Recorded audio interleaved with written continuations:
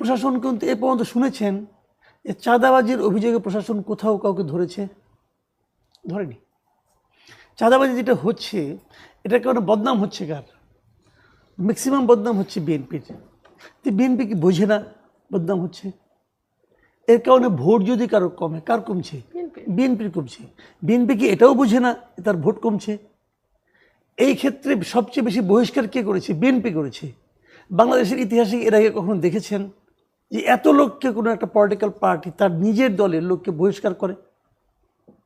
উনি বললেন 3000-এর বেশি। আমার একটা হিসাব আছে আপনার প্রথম 6 দিনে বহিষ্কার করা হয়েছে 627 জনকে, 5 তারিখ থেকে 11 তারিখ পর্যন্ত।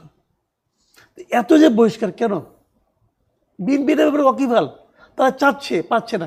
বিএনপি প্রথম একমাত্র রাজনৈতিক দল যারা নাকি চাঁদাবাজির কারণে তার দলের লোককে পুলিশে ধরাই দিছে তো। তারপরে পুলিশ ধরে না কেন? ধরে না এই কারণে সারা দেশে খুব পরিকল্পিত উপায়ে মানুষের মধ্যে একটা ধারণা দিয়ে দেওয়া হচ্ছে যে রাজনৈতিক দলগুলো তোমার সমস্যার সমাধানের জন্য উপযুক্ত নয়। তোমরা বিএনপি, আওয়ামী লীগ দেখেছো, বিএনপি দেখেছো, পলিটিক্যাল পার্টিগুলো পারবে না, বরং নন পলিটিক্যাল একটা গভর্নমেন্টকে থাকতে হবে যেটা নাকি ডক্টর ইউনূস লিড করবেন, এই ধরনের একটা ইঙ্গিত ছিল।